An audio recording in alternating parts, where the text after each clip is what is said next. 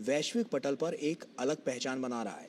और साफ तौर पर यह उजागर भी है क्योंकि हमने देखा है कि हर क्षेत्र में उस पर खास फोकस किया जा रहा है और उसके बाद किस तरह से वैश्विक पटल पर उसको और ऊपर लेकर आया जा सके, इसके लिए लगातार अग्रसर होकर काम किया जा रहा है। और टेक्सटाइल भी ऐसा ही एक क्षेत्र है और इसीलिए ये मेगा इवेंट जो है वो भारत की वैश्विक पटल पर एक अलग पहचान बनाता हुआ नजर आ रहा है, क्योंकि 5000 से अधिक प्रदर्शकों और 120 से अधिक देशों की इसमें भागीदारी साफ तौर पर नजर आ रही है।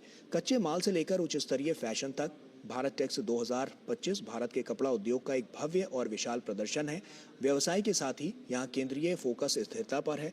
पर्यावरण अनुकूल नवाचारों और जिम्मेदार सोर्सिंग के साथ ये वैश्विक कपड़ा व्यापार को नए आयाम दे रहा है और जिसकी छाप वैश्विक पटल पर साफ तौर पर नजर आ रही है। और इसको लेकर हमने देखा है कि तमाम तैयारियां की जा रही थी कि किस तरह से इसको और ज़्यादा हाईटेक किया जा सके, और यही सब कड़ियां हैं जो लगातार जोड़ी जा रही हैं, जिससे वैश्विक पटल पर लगातार हम देख रहे हैं कि भारत का जो परचम है वो बुलंद होता जा रहा है, वो और ज़्यादा सशक्त होता जा रहा है। अजीत हमारे साथ हमारे सहयोगी जुड़ चुके हैं। अजीत, प्रधानमंत्री नरेंद्र मोदी यहाँ पर पहुंच चुके हैं, साफ तौर पर वो जायजा लेते हुए नजर आ रहे हैं। क्या हलचल और नजर आ रही है और क्या बड़ी बातें निकलकर सामने आई हैं?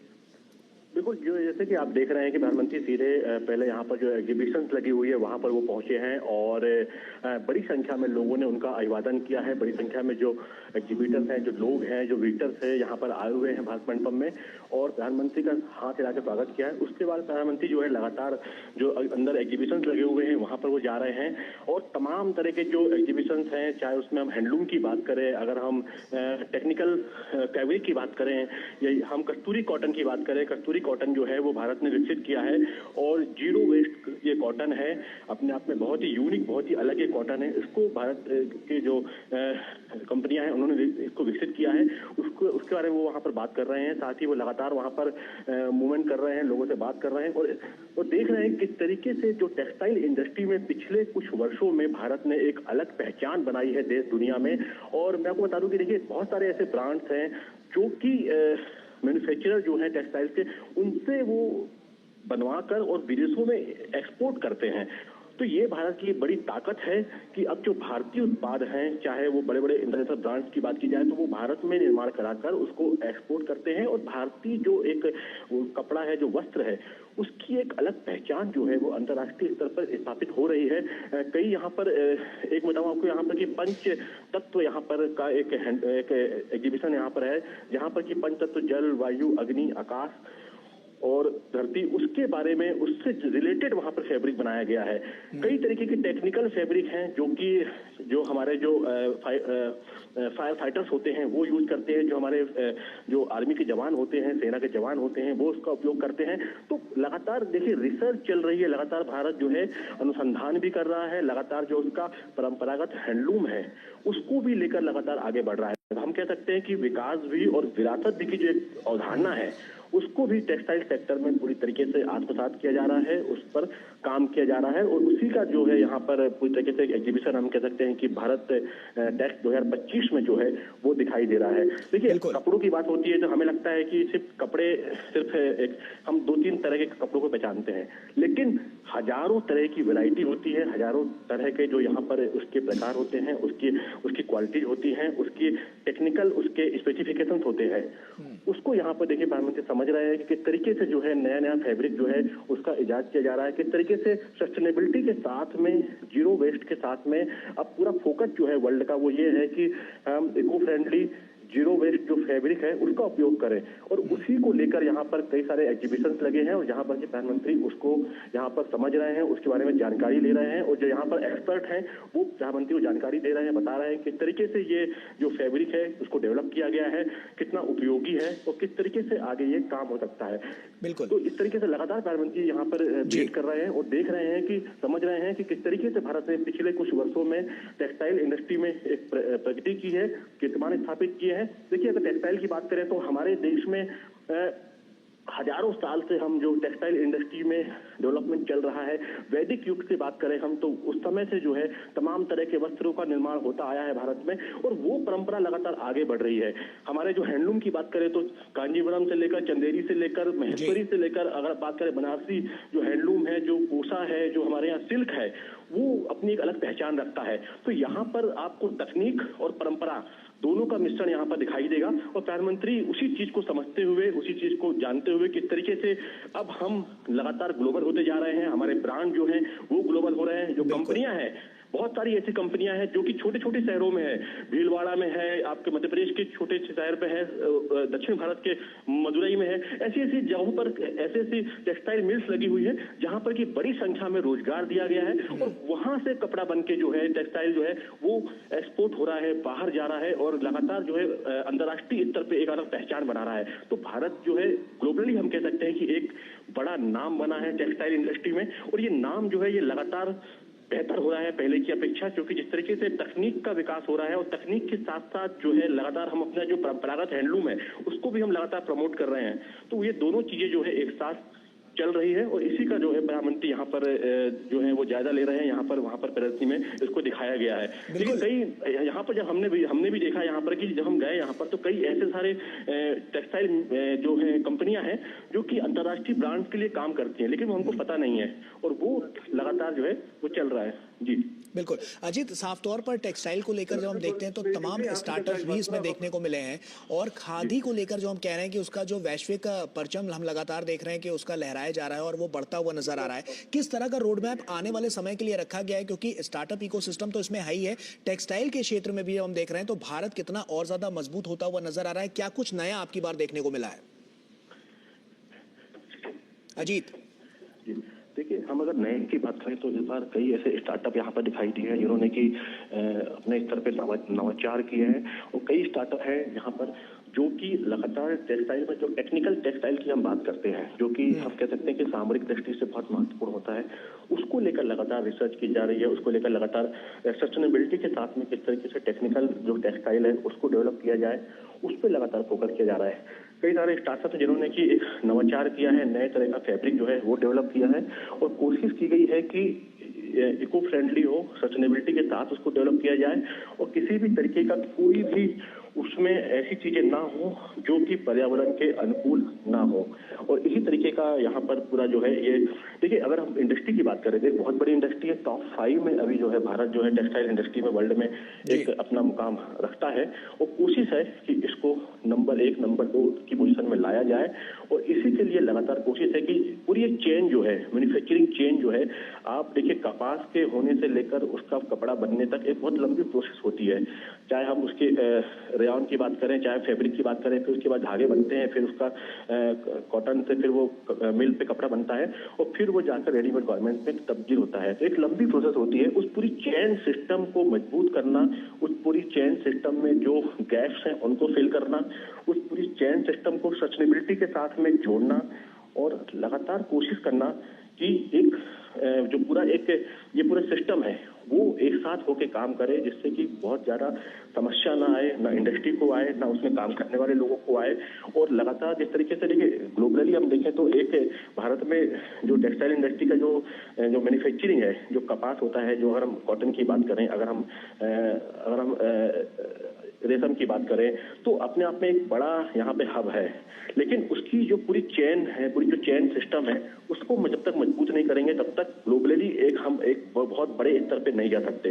तो कोशिश है कि जो सप्लाई गैप्स हैं उनको भरना है और उसके साथ में इससे जुड़े जो लोग हैं उनको भी एम्पावर करना है। नई तकनीकें अब आ गई हैं, मिल्स में नए नए प्रयोग हो रहे हैं, नए नए रंगों का प्रयोग हो रहा है, नई नई मशीनों का प्रयोग हो रहा है और नई तकनीकों के माध्यम से कोशिश ये है कि अब जो पूरा ये इंडस्ट्री है इसको ग्लोबली जो है उसको अब भारत को एक्सपोजर मिले, ग्लोबली जो है भारत जो है इसमें अपना एक मुकाम हासिल करे। अभी भी यहाँ पर 5000 यहाँ पर 100 से ज्यादा एक्सिबिटर यहाँ पर आए हैं, 120 देशों के प्रतिनिधि यहाँ पर आए हैं और हजारों की संख्या में। देखिए बड़ी बात ये है कि यहाँ पर सिर्फ बड़े इंडस्ट्रीज नहीं आए हैं, बड़ी मिलों के जो कपड़ा बनाने वाले बस नहीं आए हैं, यहाँ पर हथकरघा से लेकर छोटे बुनकर से लेकर बड़ी बड़ी जो इंडस्ट्री है वो उसके भी जो लोग हैं वो यहाँ पर आए हैं। बड़े बड़े जो टेक्सटाइल इंजीनियर्स हैं जो नई तकनीक लेके आ रहे हैं वो यहाँ पर आए हैं, जो नवाचार करने वाले लोग हैं वो यहाँ पर आए हैं। तो हम कह सकते हैं कि पूरा एक इकोसिस्टम जो है उसको किस तरीके से डेवलप किया जाए जिससे कि भारत भविष्य में जो है टेक्सटाइल इंडस्ट्री में एक बड़ा मुकाम हासिल करे अंतर्राष्ट्रीय स्तर पर और जिस तरीके से इसमें जो ट्रिलियन डॉलर्स की इकोनॉमिक्स है, बहुत बड़ा एक सेक्टर है, क्योंकि आप जानते हैं कि फैशन जो है लगातार बदलता रहता है और इसमें बहुत ज्यादा वैरायटी, बहुत ज्यादा इसमें चीजें आती रहती हैं नई नई। तो उससे किस तरीके से अपग्रेड करें। यहाँ पर स्टूडेंट बहुत सारे आए हैं, निफ्ट के स्टूडेंट्स यहाँ पर आए हुए हैं जो कि लगातार नई नई चीजों को अजीत, लेकर हमने आए देखा हैं, भी नई कि चीज आपने सीख रहे हैं। तमाम लोगों से वहां पर बातचीत भी की थी। ऐसे में यहाँ पर इस तरह के जो इवेंट्स होते हैं या एग्जीबिशंस होते हैं, उससे उनको कितनी मजबूती मिलती है, क्योंकि कहीं ना कहीं लोकल टू ग्लोबल का जो मंत्र प्रधानमंत्री नरेंद्र मोदी ने दिया है, ऐसे इवेंट्स जो हैं उसको सार्थक करते हुए नजर आते हैं और उनके लिए भी काफी मजबूती आती है, उनकी आय में भी और उनकी वृद्धि में भी। बिल्कुल, देखिए यहाँ पर जब हम आए हैं तो हम देख रहे हैं कि एक छोटा बुनकर भी यहाँ पर है और एक बड़ी बड़ी इंडस्ट्री जो है वो भी यहाँ पर आई हुई है। तो ये एक प्लेटफॉर्म होता है जहाँ पर कि एक बड़ा एक्सपोजर मिलता है। एक बुनकर से लेकर एक अंतर्राष्ट्रीय स्तर का जो एक बायर होता है उसको ये प्लेटफॉर्म मिलता है कि वो यहाँ पर आता है, यहाँ पर अपनी चीजों का B2B यहाँ पर मीटिंग्स हो रही है, यहाँ पर बिजनेस टू बिजनेस मीटिंग हो रही है, यहाँ पर लगातार यहाँ पर लाइव डेमोस्ट्रेशन दिया जा रहा है, लाइव यहाँ पर डेमो दे रहे हैं किस तरीके से फैब्रिक बन रहा है, किस तरीके से तमाम चीजें बन रही हैं। तो जब यहाँ पर एक बिजनेस पर अपॉर्चुनिटी भी जो है यहाँ पर एक बहुत ज्यादा महत्वपूर्ण होती है। और देखिए लगातार क्या है कि प्रधानमंत्री की कोशिश है कि हम हमारी जो मेन जो हमारी धरोहर है, हम कह सकते हैं हमारा जो परंपरागत हैंडलूम है उसको हम ग्लोबली स्टैब्लिश करें। उसका एक कह सकते हैं एक उसका जो इकोसिस्टम है वो इस तरीके से हो कि अंतर्राष्ट्रीय स्तर पर एक विशेष पहचान के रूप में स्थापित हो। जब यहाँ पर लोग आते हैं तो यहाँ पर एक बुनकर से लेकर एक बड़ा इंडस्ट्री तक यहाँ पर आया हुआ है। तो अपने आप में देखिए सबको एक अपॉर्चुनिटी मिलती है, बड़ी अपॉर्चुनिटी मिलती है कि आप जो है यहाँ पर आकर नई नई चीजों को देखते हैं, नई नई चीजों को सीखते हैं और नए एक बहुत बड़े स्तर पे आप वहाँ पर B2B मीटिंग्स में अपने नए कॉन्टेक्ट बनाते हैं, नई बिजनेस डील्स यहाँ पर होती हैं और कई संभावनाओं के अपार द्वार यहाँ पर खुल जाते हैं, क्योंकि 120 देशों से ज्यादा के प्रतिनिधि यहाँ पर आए हुए हैं। तो आप सोच सकते हैं कि लगभग पूरी दुनिया ही यहाँ पर आई हुई है।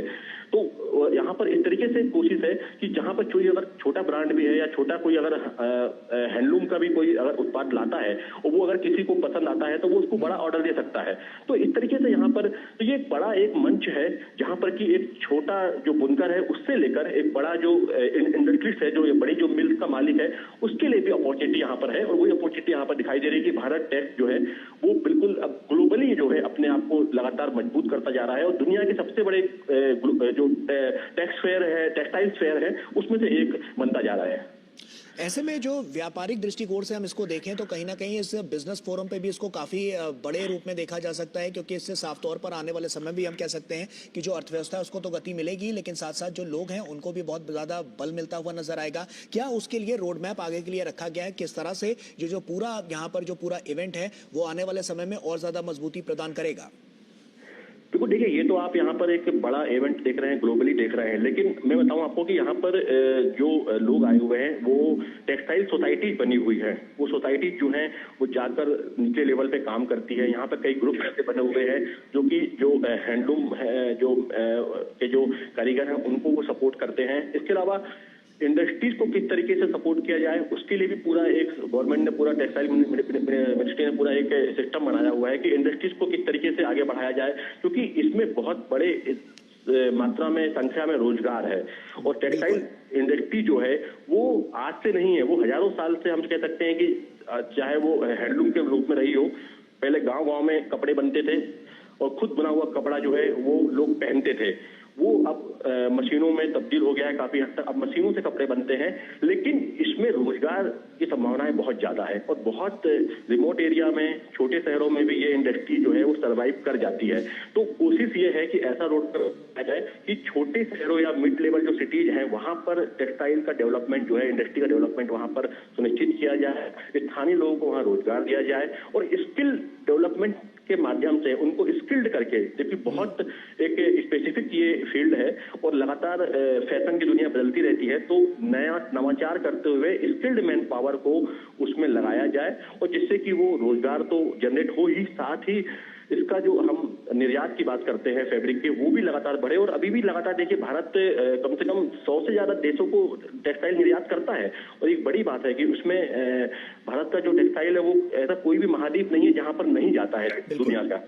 तो ये अपने आप में बड़ी उपलब्धि है, लेकिन इसको अब मजबूत करने का समय हो गया है और भारत को जिस तरीके से अपनी जो ये एक हम कह सकते हैं कि एक मजबूत पक्ष है, इसको और किस तरीके से मजबूत कर सकते हैं उसका यहाँ पर प्रयास है। और अंतर्राष्ट्रीय स्तर पर जिस तरीके से लोगों का रुझान यहाँ पर हमें दिखाई दे रहा है, जिस तरीके से यहाँ पर जो बायर्स आए हुए हैं, जो B2B मीटिंग्स यहाँ पर हो रही हैं और जो बायर्स का जो इंटरेस्ट यहाँ पर दिखाई दे रहा है, तो कहीं ना कहीं बिल्कुल अंतर्राष्ट्रीय स्तर पे एक हम कह सकते हैं कि भारत का एक टेक्सटाइल सेक्टर में एक बड़ा मुकाम जो है भारत जो है हासिल करेगा। और उससे न सिर्फ भारत अपना निर्यात बढ़ा पाएगा, बल्कि लाखों करोड़ों की संख्या में नए रोजगार भी इससे जनरेट होंगे, जो कि युवाओं से लेकर ग्रामीण स्तर पर जो एक बुनकर है उसको भी लाभ मिलेगा। बिल्कुल अजीत, हमने देखा है कि महिलाओं की भागीदारी भी साफ तौर पर इसमें बहुत तेज गति से आगे बढ़ती हुई नजर आई है। आपने भी तमाम महिलाओं से वहां पर बातचीत की होगी, किस तरह के रिएक्शंस निकलकर सामने आ रहे हैं? क्योंकि छोटे छोटे गांवों से, शहरों से, अलग अलग राज्यों से जब लोग इतने बड़े इवेंट में शामिल होते हैं और प्रधानमंत्री नरेंद्र मोदी के नेतृत्व में इसको और ज्यादा लोकल टू ग्लोबल किया जाता है, तो उनकी तरफ से किस तरह के रिएक्शंस आ रहे हैं? क्योंकि साफ तौर पर उनसे उनकी आय में तो बढ़ोतरी होगी, साथ ही साथ उनको मजबूती भी मिलेगी। तो महिला सशक्तिकरण के लिए एक बड़ी बानगी पेश करता हुआ ये इवेंट। अगर आपको याद हो तो हम सबके घर में एक सिलाई मशीन हुआ करती है और उसको महिला ही चलाती है। तो आप सोच सकते हैं कि महिलाओं का कितना बड़ा योगदान है अगर हम इसको बिल्कुल ग्रास रूट पे देखें तो। और कई परिवार ऐसे हैं जिनका की जो पूरा जीवन की जो अर्थव्यवस्था है वो टेक्सटाइल और इसके संबंधित कामों से ही चलती है। और अभी भी कई छोटे छोटे ग्रुप्स ऐसे हैं जो कि ये अगर हम स्वसहायता समूह ग्रुप्स की बात करें, अगर हम गांवों की बात करें तो वहां भी कई ऐसे ग्रुप्स हैं जो कि टेक्सटाइल में अपना योगदान देकर, चाहे वो सिलाई का काम हो चाहे दूसरे काम हो, करके वो अपने आप को आर्थिक रूप से मजबूत कर रही हैं, आगे बढ़ा रही हैं। तो यहाँ पर देखिए कई महिलाएं ऐसी आई हुई हैं जो कि कभी अपने शहर से, अपने गांव से बाहर नहीं निकली हैं। बहुत अच्छी कारीगर हैं, वो बहुत अच्छा फैब्रिक बनाती हैं, बहुत अच्छा हैंडलूम का काम जानती हैं, लेकिन उन्हें अभी तक वो मंच नहीं मिला है जहां पर कि वो अपनी प्रतिभा को या अपने टैलेंट को दिखा पाए। तो कुछ महिलाएं ऐसी आई हैं, हमने बात करी, कोई महाराष्ट्र से है, कोई राजस्थान से है, कोई मध्य प्रदेश से है, कोई दक्षिण भारत से है, कोई नॉर्थ ईस्ट से है। हर तरफ भारत में विविधता बहुत ज्यादा है। हैंडलूम की बात करें, टेक्सटाइल की बात करें, अलग अलग हम सिर्फ कपड़े नहीं, उसमें होने वाली प्रिंटिंग, उसमें होने वाली डिजाइन, इतनी ज्यादा वैरायटी है और उससे संबंधित काम जो है छोटे छोटे गांवों में, शहरों में लोग कर रहे हैं। तो ऐसे लोग यहाँ पर आए हुए हैं जो कभी भी दिल्ली नहीं आए, कभी भी मंच में नहीं आए, तो वो बहुत ज्यादा खुश हैं कि उनको एक अपॉर्चुनिटी मिली है अपने हुनर को, अपने परंपरागत टैलेंट को दिखाने की। देखिए कई हम देखते हैं कि जो टेक्सटाइल इंडस्ट्री में या हैंडलूम में हम देखते हैं कि पीढ़ी दर पीढ़ी ये चीज चलती जाती है। अगर आप बात करें तो कई पीढ़ियों दर पीढ़ी जो है ये कला जो है ये आगे बढ़ती जाती है। तो ऐसे भी लोग यहाँ पर आए हुए हैं। अभी अहमद अंसारी एक यहाँ पर है जो कि हरियाणा से आए हुए, उनसे हमारी बात हो रही थी, तो वो बता रहे थे कि किस तरीके से वो कई पीढ़ियों से इस पर काम कर रहे हैं, हैंडलूम में काम कर रहे हैं। उन्हें पहली बार अवसर मिला कि वो जाएं और इसको अंतर्राष्ट्रीय एक जो ये एक्सपो है वहां पर प्रेजेंट कर सकें। ऐसी कुछ महिलाएं हमें मिली महाराष्ट्र की, जो कि महाराष्ट्र का परंपरागत जो हैंडलूम है वो बनाती हैं। तो उन्होंने कहा कि हमें पहली बार ऐसा अवसर मिला कि हम किसी बड़े मंच पर जा पाए। यहाँ पर हमने देखा कि कितनी विशाल दुनिया है, जो काम हम करते हैं उसकी हम पहली बार इस चीज को जान पाए। और काफी लोग हमारे जो हमारा जो हुनर है, जो हमारा काम है, जो हमारा उत्पाद है, उसको लोग पसंद कर रहे हैं और उसको बहुत डिमांड, बहुत ऑर्डर भी मिल रहे हैं। तो देखिए ये एक मंच है जहां पर कि हम कह सकते हैं कि नीचे से लेकर ऊपर तक या मिड लेवल तक तमाम स्तर पर जो कपड़ा उद्योग है, टेक्सटाइल इंडस्ट्री है, हैंडलूम है, उसको एक बड़ा एक्सपोजर मिलता है, उससे काम करने वाले लोगों को बड़ा एक्सपोजर मिलता है। और लोग जो है यहाँ पर आकर बहुत कुछ सीखते भी हैं, बहुत कुछ जानते भी हैं, क्योंकि जब आप इतनी बड़े इवेंट में आते हो तो आप बहुत सारी चीजों से रूबरू होते हैं, बहुत सारे लोगों से आपसे मुलाकात होती है, तो आपको नई बिजनेस अपॉर्चुनिटी जो है वो समझ में आती है कि नई बिजनेस अपॉर्चुनिटी क्या और हो सकती है, किस तरीके से हम अपने व्यापार को और आगे बढ़ा सकते हैं, किस तरीके से नवाचार कर सकते हैं, किस तरीके से तकनीक का उपयोग कर सकते हैं और चीजों को बेहतर कर सकते हैं। तो इस तरीके से बड़ा एक मंच है और महिलाओं की बड़ी एक भागीदारी है हमारे यहाँ टेक्सटाइल सेक्टर में, हैंडलूम सेक्टर में, और बड़ी संख्या में महिलाएं भी यहाँ पर आई हुई हैं देश भर से, और जो कि यहाँ पर आकर कहीं ना कहीं खुद को एक एम्पावर्ड महसूस कर रही हैं, खुद को काफी मजबूत महसूस कर रही है कि अब वो और ज्यादा बेहतर जो है वो कर पाएंगे। निश्चित तौर पर, क्योंकि यहाँ तमाम जो कपड़ा कंपनियां हैं वो यहाँ पर विश्व के अलग अलग देशों से आई हुई हैं। 120 से अधिक देश हैं जहाँ पर आई हुई है। निवेशकों के लिहाज से अगर हम बात करें तो अब की बार का क्या कोई टारगेट ऐसा सेट किया गया है कि क्या कितने, मतलब अगर हम देखें तो किस तरह से इस पे अब की बार निवेशक जो है वो निवेश करते हुए नजर आ सकते हैं? कोई इसका आंकड़ा सामने आया है? कोई टारगेट इसके लिए रखा गया है? देखिए, अगर टारगेट की बात करें तो अभी कल जब इसका समापन होगा तो जब तमाम जो विस्तार से चीजें निकल के सामने आएंगी, लेकिन जिस तरीके से 120 देशों से ज्यादा के जो प्रतिनिधि यहाँ पर आए हैं, वहाँ के जो डेलीगेट्स यहाँ पर आए हैं, व्यापारी यहाँ पर आए हुए हैं, तो निश्चित तौर पर ये आंकड़ा बहुत बड़ा रहने वाला है। और ये हम कह सकते हैं कि अभी तक जितने भी एक्सपो हुए हैं, ये दूसरा है, तो उसमें सबसे बेहतर आंकड़े जो है यहाँ पर निकल सामने आएंगे। दूसरा ये है कि कल शाम 17 तारीख तक ये चलेगा, उसके बाद ये आंकड़े जारी किए जाएंगे। लेकिन भारत की कोशिश है कि करीब 15 मिलियन के करीब जो है इसका जो एक्सपोर्ट का, हमने जब बात करी यहाँ पर जो फेडरेशन के अध्यक्ष है, तो उन्होंने कहा कि हमारी कोशिश है कि हम इसको दुगना करें, पहले की अपेक्षा इसको दुगना करें, और भारत जो है न सिर्फ प्रोडक्शन में बल्कि एक्सपोर्ट में जो है ज्यादा फोकस करे कि किस तरीके से एक्सपोर्ट करके इसको निर्यात करके यहाँ का जो फैब्रिक है, यहाँ का जो हैंडलूम है, यहाँ का जो टेक्सटाइल है, उसको निर्यात करके अंतर्राष्ट्रीय स्तर पे जो है एक बड़ा इकोसिस्टम डेवलप करे। और यहाँ के उससे यहाँ पर न सिर्फ रोजगार बढ़ेगा, बल्कि जब लगातार ये एक इकोसिस्टम बन जाएगा तो विदेशों में भी भारत के जो लोग हैं, जो कारीगर हैं, जो यहाँ के स्किल्ड मैन पावर हैं, उनको रोजगार के अवसर मिलेंगे। देखिए, ग्रेटर नोएडा में यहाँ पर तकनीक को लेकर यहाँ पर पूरा प्रदर्शन किया गया है। यहाँ पर जो पूरे जो फैब्रिक है इसका प्रदर्शन यहाँ किया गया है भारत मंडपम में, और ग्रेटर नोएडा में जो टेक्निक यानी कि मशीनों को लेकर, डाई को लेकर वहाँ पर प्रदर्शन किया गया है। किस तरीके से नई नई तकनीकें जो है वो सामने आ रही हैं। तो अब वो समय गया कि बहुत ज्यादा समय लगता है, अब आप कम समय में कम खर्चे में बड़ा प्रोडक्शन कर सकते हैं।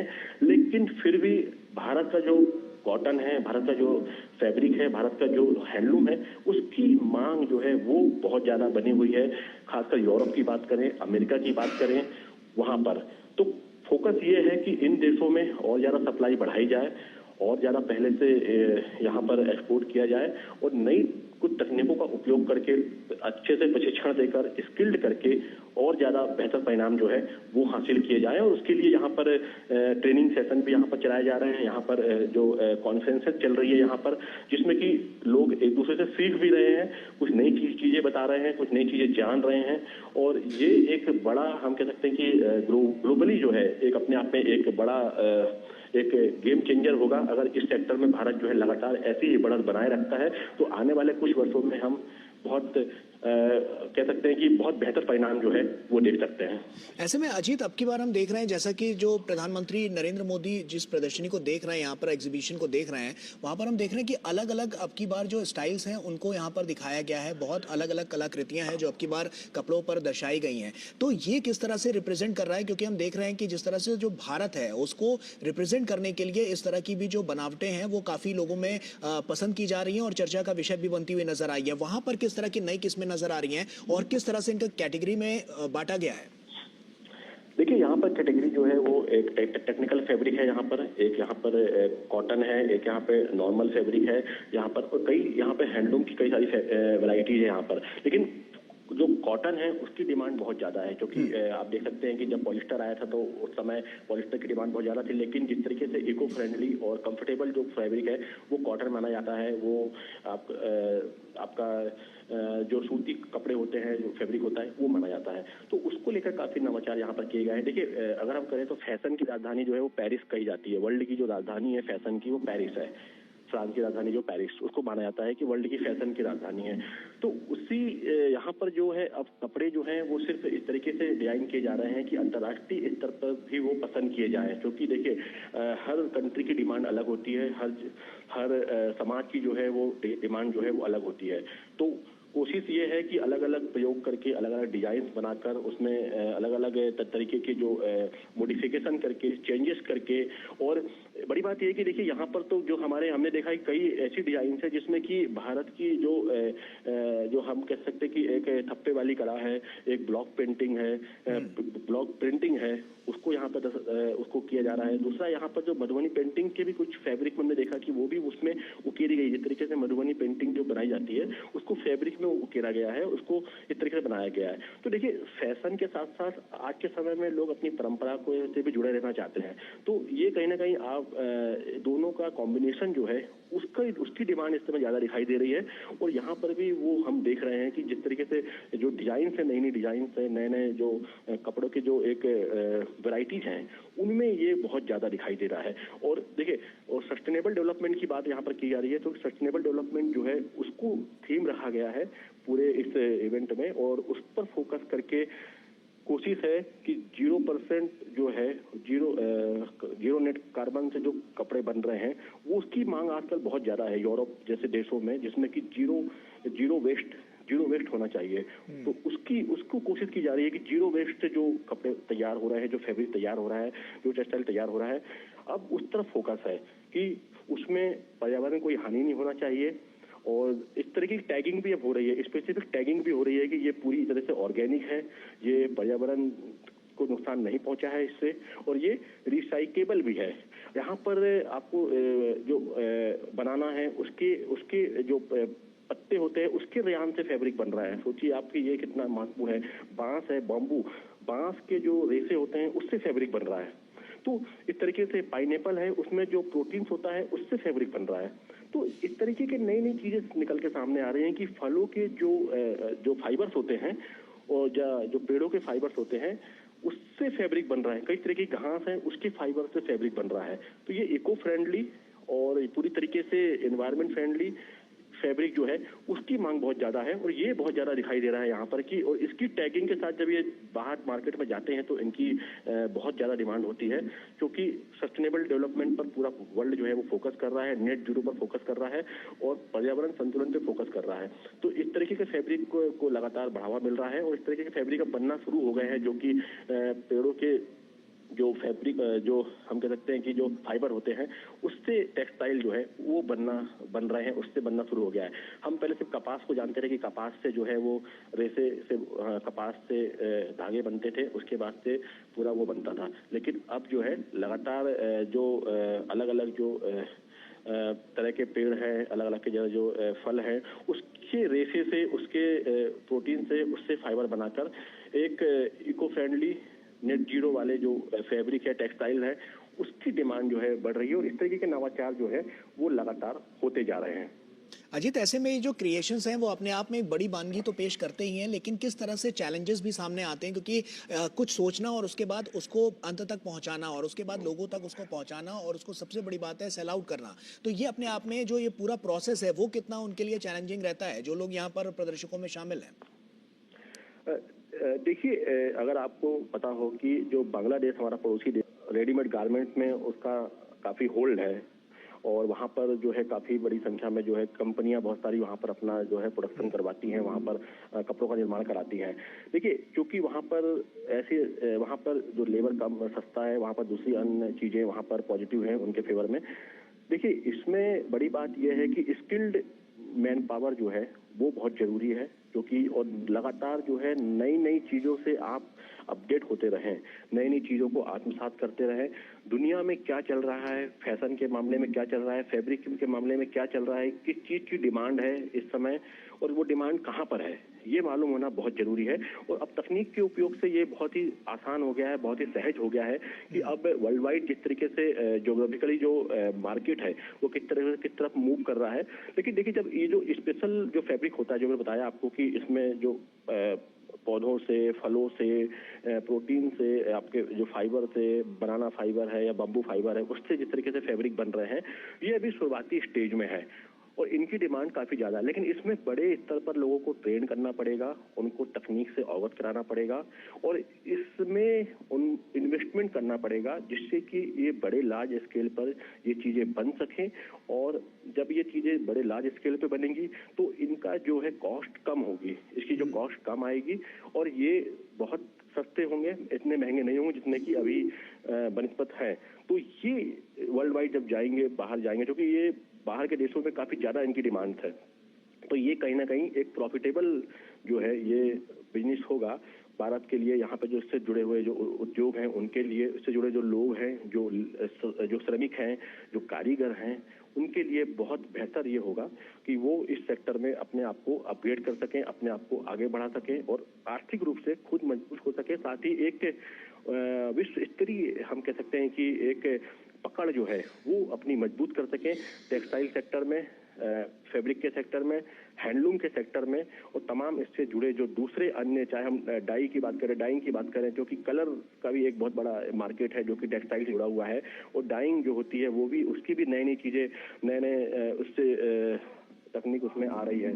तो उससे भी हम कह सकते हैं कि एक बड़ा एक परिवर्तन जो है वो देखने को मिल सकता है, बड़ा एक चेंज जो है वो देखने को मिल सकता है कि अगर हम, क्योंकि बहुत छोटे स्तर पे अभी ये काम हो रहा है, हमारे यहाँ पे जो इंडस्ट्रीज हैं वहाँ पे स्किल्ड मैन पावर अभी उतना नहीं है जितना होना चाहिए, नई नई तकनीक से वो अपग्रेडेड नहीं है, परंपरागत तरीके से काम ज्यादा हो रहा है और ये एक काफी हद तक असंगठित रूप से हो रहा है। तो उसको संगठित करके, ऑर्गेनाइज करके, स्किल्ड करके अगर उस पर काम किया जाएगा तो कहीं ना कहीं बड़ा बदलाव जो है वो हमें भविष्य में देखने को मिल सकता है। भारत जिस तरीके से टेक्सटाइल इंडस्ट्री में वर्ल्ड में लगातार आगे बढ़ रहा है, लगातार अपनी पकड़ जो है वो विश्व स्तरीय मजबूत कर रहा है, क्योंकि भारत की एक बहुत पॉजिटिव छवि है अंतर्राष्ट्रीय स्तर पे, न सिर्फ टेक्सटाइल के मामले में, दूसरे मामले में भी। तो ब्रांड इंडिया को किस तरीके से हम टेक्सटाइल सेक्टर से जोड़कर उसका फायदा हम अपने देश के जो श्रमिक हैं, जो कारीगर हैं, जो हैंडलूम के जो वर्कर हैं, उनको दे सकते हैं, इस पे पूरा फोकस करना होगा। और कहीं ना कहीं इसके लिए कुछ चैलेंजेस भी होंगे, लेकिन उनको पार पाना होगा। इसमें हमें ट्रेनिंग, इन्वेस्टमेंट और ट्रांसपोर्टेशन, ये सब चीजों पे बेहतर करना होगा।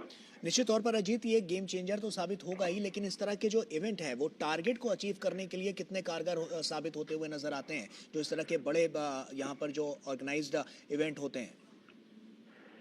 देखिए, बिल्कुल टारगेट को बिल्कुल अचीव करते हैं। अभी कुछ दिन पहले हमने देखा कि इंडिया एनर्जी वीक का आयोजन किया गया यशोभूमि में, तो वहां पर भी पहले से जो टारगेट था उससे दोगुना अचीव किया गया। देखिए, हर चीज पहले से बेहतर ही हो रही है। तो यहाँ पर ये दूसरा ये पूरा ये एक्सपो है यहाँ पर टेक्सटाइल का, तो ये जो टारगेट है, कोशिश ये है कि कम से कम भारत जो है वो दुनिया के टॉप 3 जो टेक्सटाइल प्रोड्यूसिंग कंपनी और एक्सपोर्टर में शामिल हो जाए। और उसके लिए कोशिश यही है कि जो यहाँ पर टेक्सटाइल मैन्युफैक्चरर जो यहाँ पर आए हैं, जो उनके संगठन के लोग यहाँ पर आए हैं, जो कारीगर यहाँ पर आए हैं, उनका यही कहना है कि जिस तरीके का एक पॉजिटिव माहौल बना है पिछले कुछ सालों में, जो पॉजिटिव माहौल बना है, ऐसा माहौल जो है अगर बना रहा, इस तरीके से सपोर्ट अगर मिलता रहा, तो निश्चित तौर पर हम अपने टारगेट को बहुत ही कम समय में अचीव करेंगे, बल्कि उससे भी आगे बढ़ के हम अपना परफॉर्मेंस, अपना जो आउटपुट दे सकते हैं, और जो कि पिछले कई वर्षों में हमने कई सेक्टर्स में देखा है। ना सिर्फ हम टेक्सटाइल की अगर हम बात कर रहे हैं, लेकिन हमने कई सेक्टर्स में देखा है, चाहे हम आईटी की बात करें, चाहे हम ऑटोमोबाइल की बात करें, चाहे हम एग्रीकल्चर की बात करें, हर सेक्टर में क्योंकि ब्रांड इंडिया की जो इमेज है इस समय वर्ल्ड वाइड, उस ब्रांड इंडिया की इमेज को हम टेक्सटाइल सेक्टर में किस तरीके से उपयोग करके अपने यहाँ के जो श्रमिक हैं, जो लोग हैं, जो से जुड़े हुए हैं, उनको इम्प्रूव करके, उनको स्किल्ड करके उसका फायदा उठा सकते हैं। और लेकिन चैलेंजेस फिर भी बहुत ज्यादा चैलेंजेस हैं इसमें, जो कि अभी भी काफी हद तक हम देखते हैं कि ये जो छोटे लेवल पे काफी अनऑर्गेनाइज है, जो वर्कर हैं वो उतने ट्रेन नहीं है, स्किल्ड नहीं है, क्योंकि परंपरागत तरीके से वो काम कर रहे हैं लंबे समय से।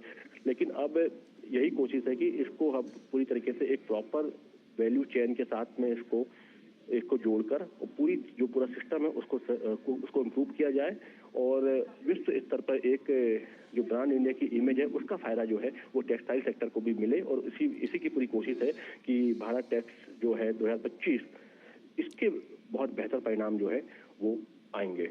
बिल्कुल अजीत, साफ तौर पर ये नज़र भी आ रहा है क्योंकि सरकार का भी लक्ष्य है कि हर एक आमजन जो है उसकी ज़िंदगी रोशन हो पाए, उसकी ज़िंदगी में उजाला आए। इस कड़ी में अगर हम इस तमाम पहलों को देखें जो सरकार द्वारा की जा रही हैं, वो कहीं ना कहीं राष्ट्रीय नहीं बल्कि अंतर्राष्ट्रीय स्तर पर भी एक बड़ी छाप छोड़ रही हैं। ऐसे में अब की बार अगर हम बात करें तो ये कितना बड़ा ग्लोबली चेंज लेकर आएगा, क्योंकि इवेंट अपने आप में बहुत बड़ा है और साफ तौर पर 120 देशों से ज़्यादा जब प्रतिनिधि यहाँ पर पहुंचे हैं तो कहीं ना कहीं भारत के लिए भी बड़ी बात और उन लोगों के जिंदगी में भी एक बड़ा उजाला आता हुआ नजर आएगा जो छोटे गांव से, छोटे तबके से आते हैं। बिल्कुल, देखिए मैंने कहा पहले भी आपको कि ये इंडस्ट्री जो है ये गांव से लेकर महानगरों तक फैली हुई है और ये इंडस्ट्री ऐसी है कि इसमें एक व्यक्ति से लेकर लाखों की संख्या में लोग काम कर रहे हैं।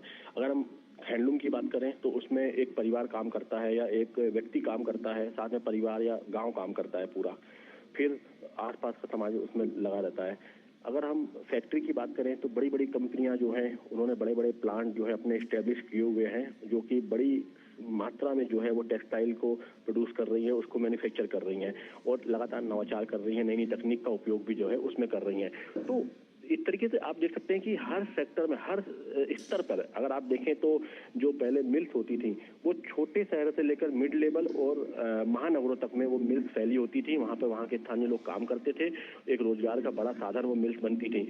अभी भी यही है।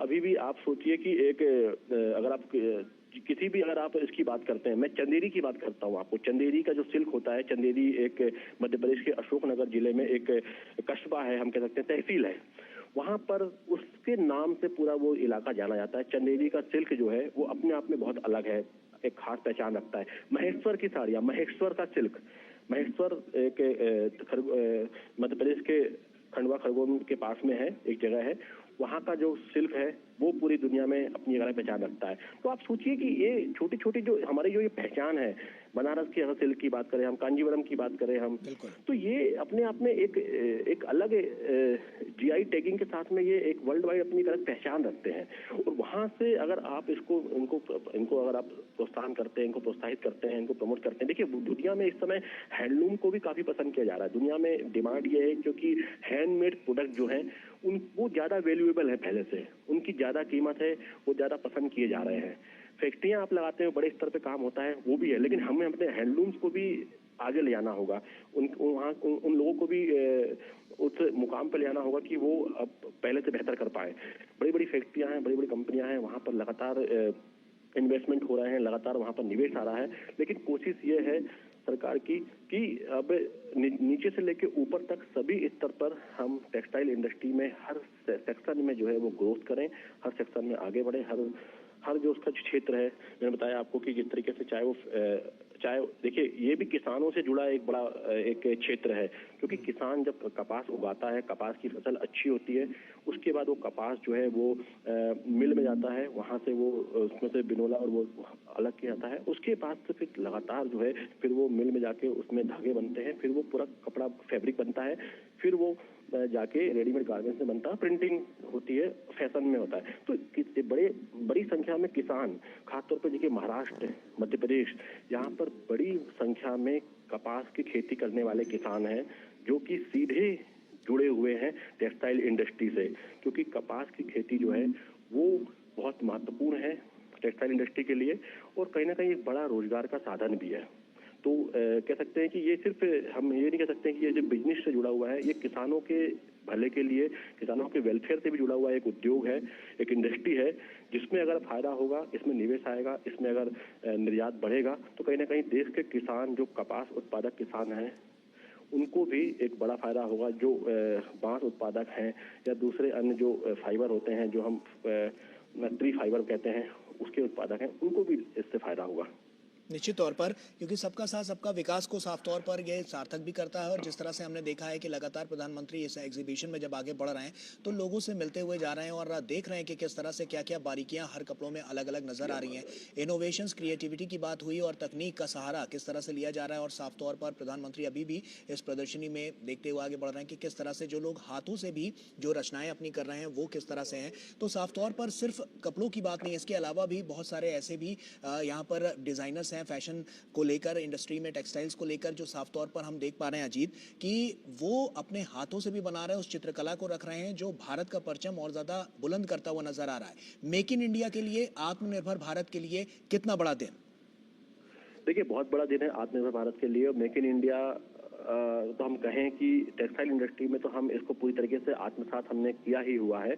देखिए, आपको बताऊं मैं कि बहुत सारे ऐसे ब्रांड हैं, विदेशी ब्रांड हैं, जो कि अपनी मैन्युफैक्चरिंग भारत से करवाते हैं अपने ब्रांड के, क्योंकि फैब्रिक तो जो मिल्स हैं वो बनाती हैं, जो कपड़ा मिल्स होती हैं वो बनाती हैं, लेकिन वो अपने ब्रांड की रिक्वायरमेंट बताते हैं कंपनियों को, और कंपनी उसके हिसाब से मैन्युफैक्चर करती है, उसके हिसाब से फैब्रिक को तैयार करती है, उसके हिसाब से प्रिंटिंग करती है, उसके हिसाब से उसकी कटिंग करा के, सिलाई करा के उसको रेडीमेड सप्लाई करती है। ये पूरा सिस्टम बना हुआ है। आपने बताया कि लाइव डेमो, देखिए यहाँ पर मैंने वही कहा आपको कि देखिए यहाँ पर हर वर्ग का ध्यान रखा गया है, जो कि बहुत ब्रॉड एक सेक्टर है, टेक्सटाइल सेक्टर है, हैंडलूम सेक्टर है। तो यहाँ पर जो भारत की परंपरागत जो कारीगरी है, जो हैंडलूम है, उसको भी यहाँ पर लाइव डेमो के रूप में दिखाया गया है। उसके जो एग्जीबिशन में उसके जो है पवेलियन लगाया गया है वहाँ पर, जहाँ पर कि चाहे वो छोटी छोटी जगहों के जो ब्लॉक प्रिंट हो, चाहे वो रेशम का काम हो, चाहे वो कढ़ाई का काम हो, चाहे जरदारी का काम हो, चाहे जरी का काम हो, वो भी यहाँ पर दिखाया गया है। क्योंकि ये हमेशा से सदियों से भारत की यूनिक पहचान रही है, ब्रांड इंडिया रहा है, और ये एक्चुअल हम कह सकते हैं कि पहले का मेक इन इंडिया हम कह सकते हैं कि ये रहा है, जिसको कि आगे लाना बहुत जरूरी था। और इस तरीके के जो एक्सपो होते हैं, इस तरीके के जो भारत टेक्सटाइल जो एक्सपो है, ये भारत टेक्स 2025, इस तरीके के एक्सपो ऐसे ही लोगों को प्लेटफॉर्म देते हैं कि वो अपने हुनर को, अपने काबिलियत को, अपने उत्पाद को एक अंतर्राष्ट्रीय मंच पर वो दिखा सके, अंतर्राष्ट्रीय मंच पर स्थापित कर सके, और वहां पर वो इस तरीके से बता सके कि हाँ, ये भारत का चीज ये है, उत्पाद है जो कि यूनिक है, और उसकी एक अपनी यूएसपी है, उसकी अपनी ये पहचान है। मैं आपको बताऊं कि करीब टेक्सटाइल इंडस्ट्री में, हैंडलूम में करीब 100 से ज्यादा के आसपास जीआई टैग उत्पाद है, जो कि अपने एक अलग ज्योग्राफिकल आइडेंटिटी रखते हैं। और इस तरीके के उत्पाद जो हैं कहीं ना कहीं भारत की एक अलग इमेज दर्शाते हैं, क्योंकि विश्व में कहीं भी ये उत्पाद अगर जाते हैं तो brand India, make in India को प्रदर्शित करते हैं। बिल्कुल। आधुनिकता के इस दौर में अगर हम देखें तो आधुनिकता पर कितना ज़्यादा फोकस किया गया है, क्योंकि हम देख रहे हैं कि अलग अलग राज्यों से लोग हैं यहाँ पर जो कहीं ना कहीं अपने अपने कल्चर को यहाँ पर उजागर करते हुए वस्त्रों के माध्यम से नजर आ रहे हैं। देखिए, अगर आप भारत में जाएं तो आपको हर राज्य का एक अलग परिधान दिखाई देगा, हर राज्य का एक आपको अलग एक विशेष टेक्सटाइल दिखाई देगा, विशेष वस्त्र आपको दिखाई देगा, वहाँ का एक अलग एक यूनिक आपको वहाँ का टेक्सटाइल दिखाई देगा। तो यहाँ पर लगभग सभी राज्यों के, छत्तीसगढ़, मध्य प्रदेश, महाराष्ट्र, तेलंगाना, आंध्र प्रदेश, जम्मू कश्मीर, हर पूरा भारत एक मिनी इंडिया यहाँ पर समाया हुआ है। और वहाँ पर उस इलाके का जो प्रसिद्ध जो टेक्सटाइल है, वहाँ का जो फैब्रिक है, वहाँ का जो हैंडलूम है, उसको यहाँ पर शोकेस किया गया है कि यहाँ पर जो विदेशी मेहमान जो यहाँ पर आए हैं, या यहाँ पर जो लोग आए हुए हैं, वो उसको देखें, उसको भी जानें, और उनको यहाँ पर बड़े बड़े ऑर्डर भी मिल रहे हैं। क्योंकि जब आप सामने से चीज़ों को देखते हो, उसको महसूस करते हो, और वहाँ पर उसको बनते हुए देख सकते हो आप। क्योंकि यहाँ पे देखा मैंने कि यहाँ जो ब्लॉक प्रिंटिंग होती है, जो कि लकड़ी में नक्काशी करके और परंपरागत ऑर्गेनिक कलर से उसको कपड़े में हाथों से ब्लॉक किया जाता है, तो उसका भी यहाँ पर पूरा प्रदर्शन जो है वो यहाँ पर दिखाई दे रहा है, यहाँ पर वो लगातार चल रहा है।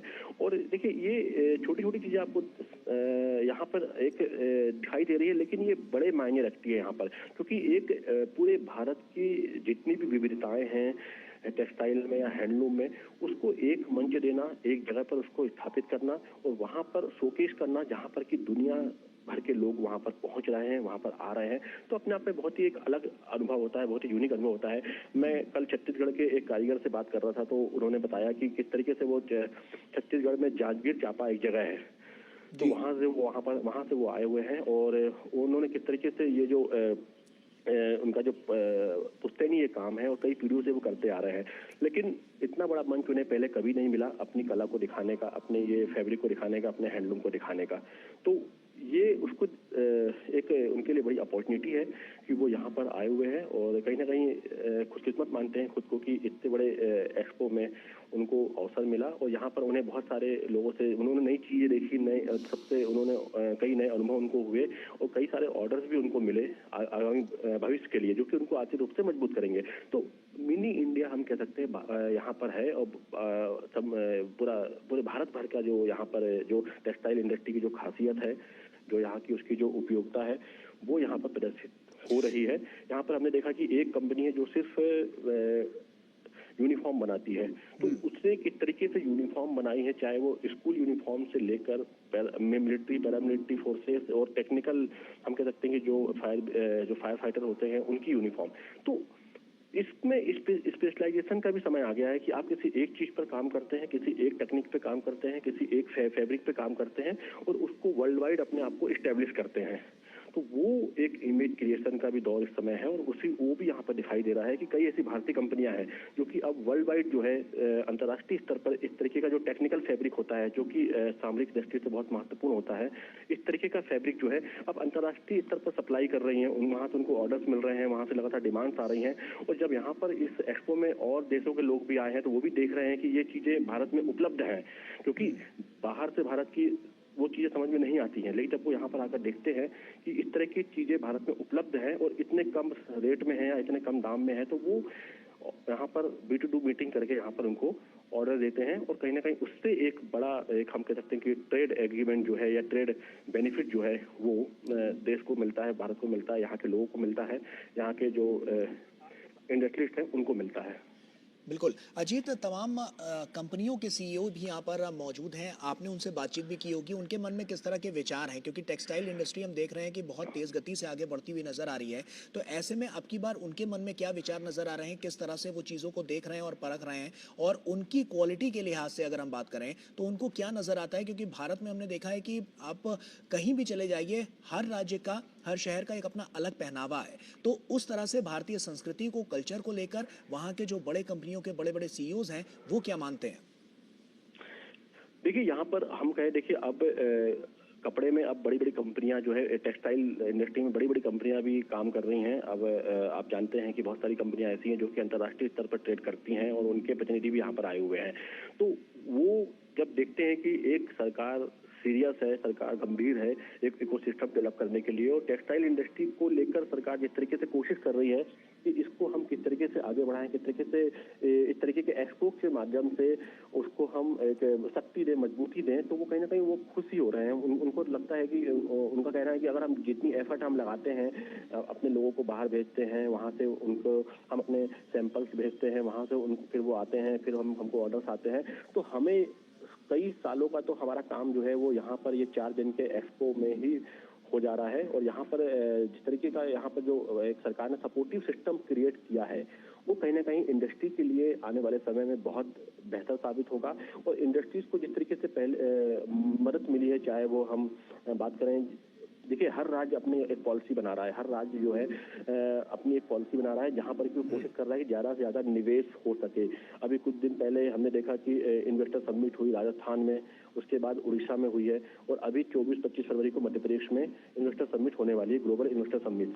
तो वहां पर जो स्पेशल इकोनॉमिक जोन जो बनाए गए हैं, वहां पर टेक्सटाइल पार्क डेवलप किए गए हैं, और ऐसे इंडस्ट्री जो है वहां पर जाकर अपने जब पार्क लगाते हैं, वहां पर जब सरकार को सपोर्ट करती है, तो कहीं ना कहीं एक बड़ा इकोसिस्टम क्रिएट होता है जो कि टेक्सटाइल इंडस्ट्री के लिए कई मायनों में काफी मददगार साबित होता है। और इस तरह के जो एक्सपो होते हैं, वहां पर जब ये तमाम सीईओ, तमाम बड़े बड़े लोग जो हैं, जो इस क्षेत्र के माहिर लोग जब मिलते हैं, तो कहीं ना कहीं आपस में उनके बीच में बिजनेस टू बिजनेस मीटिंग होती है, उनके बाद में बिजनेस टू कस्टमर मीटिंग्स होती हैं, सेमिनार्स होते हैं, तो उससे एक बड़ा दायरा बढ़ता है, बड़ा कहीं ना कहीं बड़े लेवल पे वो जो ब्रांड इंडिया की जो इमेज है उसको स्टेब्लिश कर पाते हैं। और अंतर्राष्ट्रीय स्तर पे जिस तरीके से पिछले कुछ वर्षों में हमने देखा है कि हर सेक्टर में ये जो ब्रांड इंडिया की इमेज जो स्टेब्लिश हुई है और मेक इन इंडिया की जो इमेज स्टेब्लिश हुई है, उसका फायदा भी टेक्सटाइल इंडस्ट्री को मिल रहा है। और तमाम सीईओ हैं यहाँ पर, CAMI के जो चेयरमैन है उनसे हमने बात की तो उन्होंने भी कहा है कि इस तरीके का जिस तरीके से ये एक्सपो इस बार लगा है तो ये अपने आप में कहीं ना कहीं बेहतरीन परिणाम देने वाला है।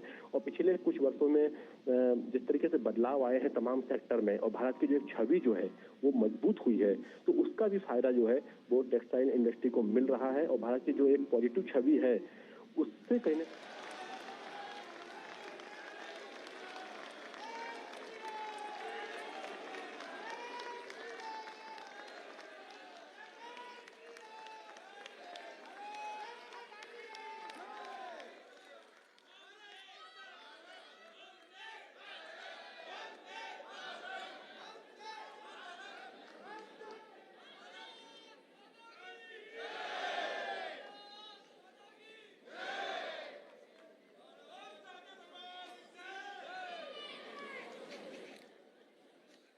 मैं Shubhra, additional DGFT and trade advisor from ministry of textiles. हमारे प्रिय वस्त्र मंत्री श्री गिरिराज सिंह जी, राज्य मंत्री पवित्र मार्गरेटा जी, हमारे सचिव नीलम Shami Rao ji, Bharat takes trade federation के कोर कमेटी, स्टीयरिंग कमेटी के प्रत्येक मेंबर की तरफ से, वस्त्र मंत्रालय के हर एक ऑफिसर की तरफ से और यहाँ उपस्थित वस्त्र जगत के हर एक स्टेक होल्डर की तरफ से सर आपका हार्दिक स्वागत करती हूँ। मैं यहाँ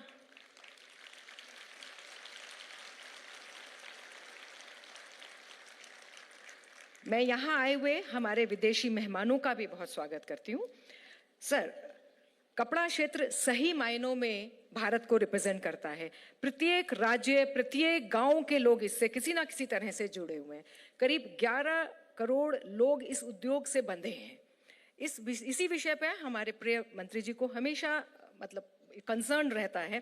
हर पल वो इस पर विचार करते हैं कि किस तरह से व्यवसाय की ओर से और ज़्यादा अपॉर्चुनिटी बढ़ाई जाए। मैं आदरणीय वस्त्र मंत्री जी को, श्री गिरिराज सिंह जी को आमंत्रित करती हूँ कि वो अपना स्वागत संबोधन दें।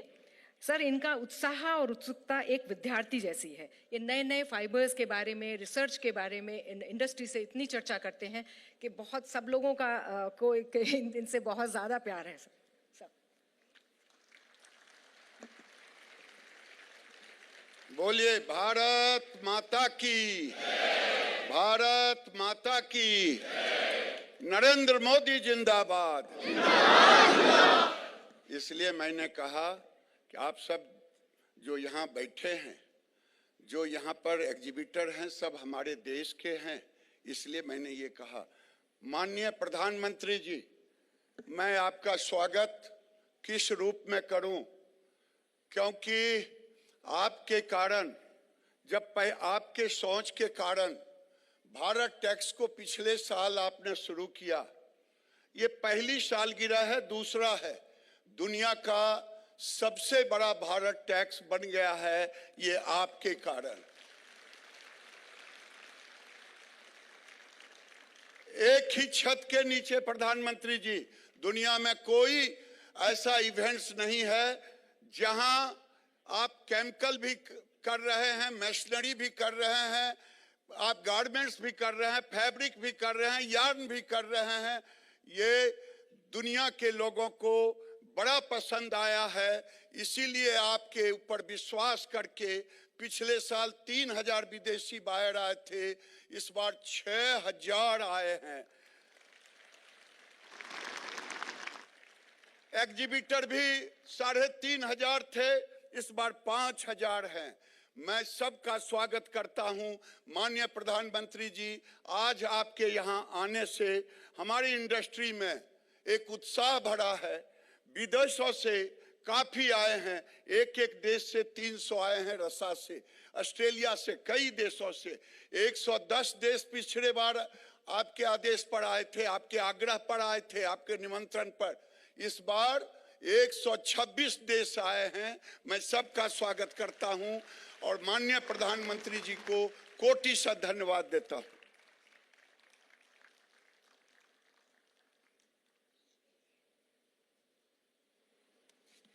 बहुत बहुत धन्यवाद सर।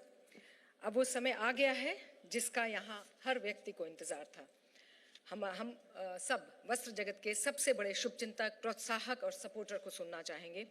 सर, आप तुरंत 1-2 दिन पहले इतनी लंबी यात्रा से आए हैं और आज आपने हमारे बीच आने का आग्रह भी स्वीकार किया, आपने इंडस्ट्री के साथ संवाद किया।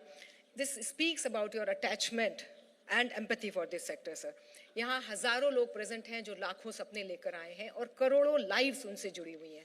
सो आपने जब वस्त्र क्षेत्र को संबोधन करते हैं, एक्चुअली आप करोड़ों लाइव्स को टच कर रहे हैं। बहुत सारी विमेन इनसे जुड़ी हुई हैं, 70% के करीब वुमेन एम्प्लॉयमेंट है। सो जब आप उनकी लाइव्स मतलब पूरी फैमिली को टच करते हैं sir, so with full humility and respect sir, मैं ये कहना चाहूँगी कि वस्त्र क्षेत्र के लोग एक्चुअली आपको अपना सबसे इम्पोर्टेंट एम्बेसडर मानते हैं सर।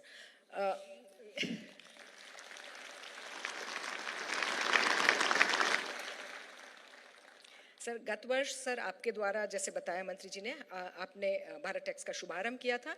आपने हमें कुछ सुझाव दिए थे, उनको हमने कोशिश की है कि पूरा निभा पाएं। जैसे कि आपने कहा कि सब लोग मिलकर क्यों नहीं आते हैं, जुड़ते क्यों नहीं हैं, आप अलग अलग काउंसिल क्यों हैं, अलग अलग एसोसिएशंस क्यों हैं। तो सर आपको मुझे बताते बहुत खुशी होती है सर, हम एक इकाई बन गया है, इंडस्ट्री एक इकाई बन गया है जिसका नाम है BTTF, Bharat tax trade federation. So ये पूरा समारोह, पूरा कार्यक्रम अब BTTF ने किया है सर। एंड अगेन आपने कहा था कि जो पूरी वैल्यू चेन साथ नहीं क्यों नहीं रखते हो, पूरी मूल्य श्रृंखला साथ क्यों नहीं आती है। सो अगेन बहुत प्रसन्नता होती है मुझे बताते हुए सर, इस बार केमिकल्स एंड मशीनरी भी हमारे साथ हैं। So it's a complete forward and backward integration, the whole value chain, पूरी मूल्य श्रृंखला हमारे साथ इस भारत टैक्स के साथ जुड़ी हुई है। आपने कहा कि नए मार्केट्स एंड नए प्रोडक्ट्स के ऊपर थोड़ा सा आप लोगों को ध्यान देना चाहिए। एंड मैं बताती हूँ सर, हर काउंसिल ने एक्चुअली नए नए प्रोडक्ट्स ढूंढे हैं, टैरिफ लाइन वाइज स्ट्रेटजीज बना रहे हैं, नए नए मार्केट्स में के साथ इंगेज कर रहे हैं और उसमें एक्सप्लोरेशन चल रहा है। सर मैं अब आपको आमंत्रित करती हूँ सर, मैं आपसे निवेदन करती हूँ कि आप हमें संबोधित करें और हमारा मार्गदर्शन करें आगे जाने का।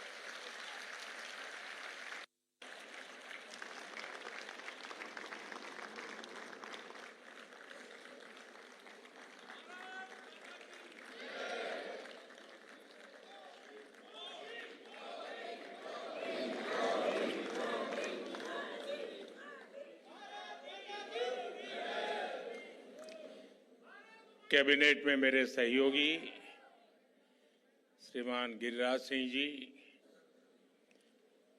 पवित्रा मार्गरीटा जी, विभिन्न देशों के राजदूत, वरिष्ठ राजनयिक, केंद्र और राज्य सरकार के अधिकारी, फैशन और टेक्सटाइल वर्ल्ड के सभी दिग्गज, एंटरप्रेन्योर्स, छात्र छात्राएं, मेरे बुनकर और कारीगर साथी, देवी और सज्जनों, आज भारत मंडपम भारत टैक्स के दूसरे आयोजन का साक्षी बन रहा है। इसमें हमारी परंपराओं के साथ ही विकसित भारत की संभावनाओं के दर्शन भी हो रहे हैं। ये देश के लिए संतोष की बात है कि हमने जो बीज रोपा है, आज वो वटवृक्ष बनने की राह पर तेज गति से बढ़ रहा है। भारत टैक्स अब एक मेगा ग्लोबल टेक्सटाइल इवेंट बन रहा है। इस बार वैल्यू चेन का पूरा स्पेक्ट्रम, इससे जुड़े 12 समूह एक साथ यहां हिस्सा ले रहे हैं।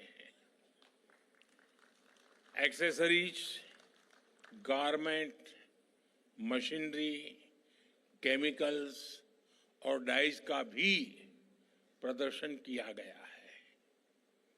भारत टैक्स दुनिया भर के पॉलिसी मेकर्स सीईओ और इंडस्ट्री लीडर्स के लिए एंगेजमेंट, कोलैबोरेशन और पार्टनरशिप का एक बहुत ही मजबूत मंच बन रहा है। इस आयोजन के लिए सभी स्टेक होल्डर्स का प्रयास बहुत सराहनीय है। मैं इसके काम में जुटे हुए सब लोगों को हृदय से बहुत बहुत बधाई देता हूं।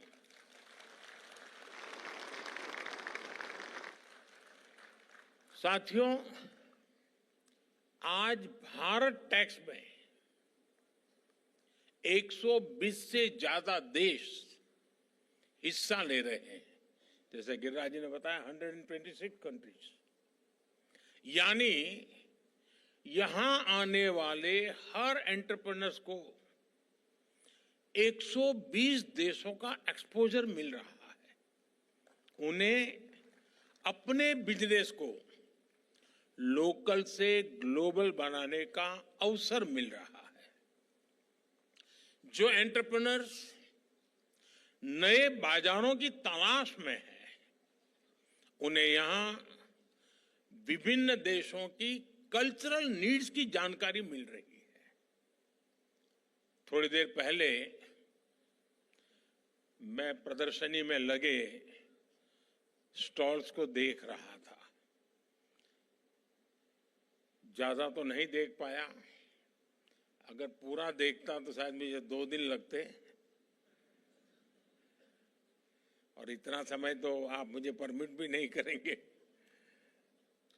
लेकिन जितना समय मैं निकाल सका, इस दौरान मैंने इन स्टॉल्स के कई रिप्रेजेंटेटिव से भी बहुत सारी बातें की, चीजों को समझने का मैंने प्रयास किया। कई साथी बता रहे थे कि पिछले साल भारत टैक्स से जुड़ने के बाद उन्हें बड़े स्केल पर नए बायर्स मिले, उनके बिजनेस का विस्तार हुआ। और मैं तो देख रहा था, एक बड़ी यानी मधुर कंप्लेन मेरे सामने आई। उन्होंने कहा, साहब डिमांड इतनी है कि हम पहुंच नहीं पाते।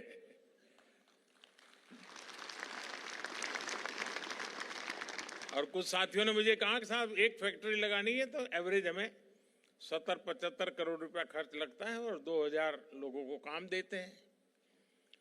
मैं बैंकिंग क्षेत्र के लोगों को सबसे पहले कहूंगा कि इन सब की क्या मांग है, प्रायोरिटी समझो और दो।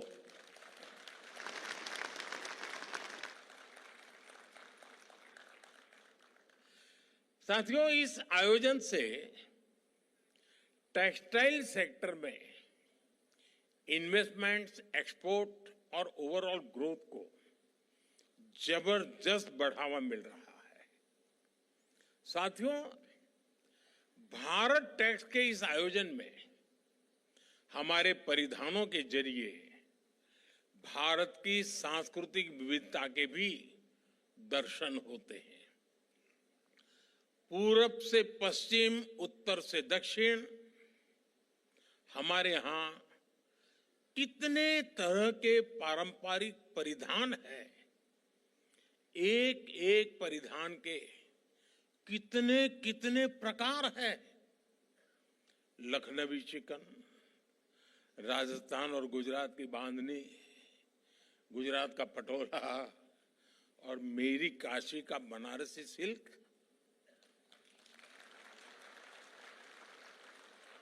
दक्षिण में कांजीवरम सिल्क, जम्मू कश्मीर का पश्मीना।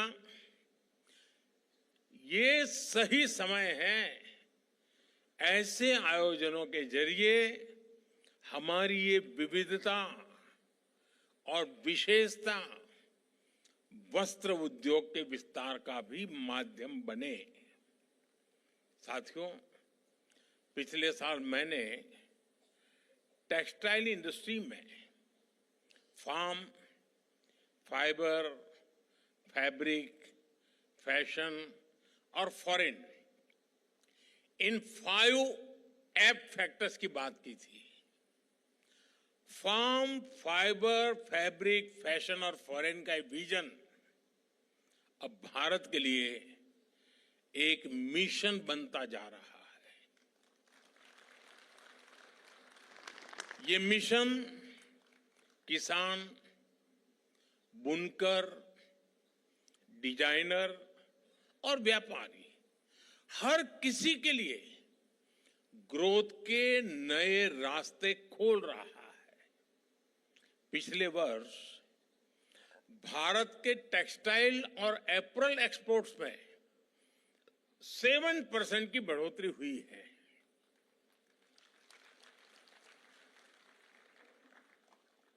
अब आप 7% में ताली बजाओगे तो मेरा होगा क्या?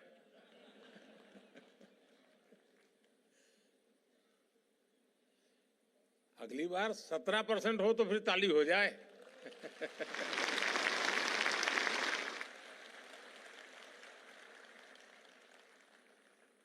आज हम दुनिया के छठे सबसे बड़े टेक्सटाइल और एपरल्स एक्सपोर्टर है। हमारा टेक्सटाइल निर्यात 3 लाख करोड़ रुपए तक पहुंच चुका है। अब हमारा लक्ष्य है 2030 तक हम इसे 9 लाख करोड़ रुपए तक लेकर जाएंगे।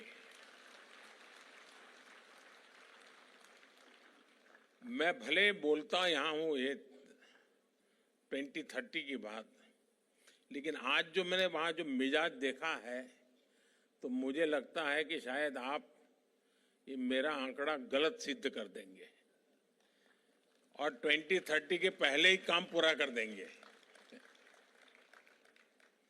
साथियों, इस सफलता के पीछे पूरे 1 दशक की मेहनत है, 1 दशक की कंसिस्टेंट पॉलिसी है। इसलिए पिछले 1 दशक में हमारे टेक्सटाइल सेक्टर में विदेशी निवेश 2 गुना हुआ है। और आज मुझे कुछ साथी बता रहे थे कि साहब बहुत सारी विदेशी कंपनियां भारत में इन्वेस्टमेंट करने के लिए आना चाहती हैं। तो मैंने उनसे कहा कि देखिए, आप हमारे सबसे बड़े एम्बेसडर हैं। जब आप कहेंगे तो कोई भी बात मान लेगा, सरकार कहेगी तो उस जांच करने जाएगा, ये सही है, गलत है, ठीक है, नहीं है। लेकिन अगर उसी फील्ड का व्यापारी जब कहता है तो मान लेता है, हाँ यार मौका है, चलो।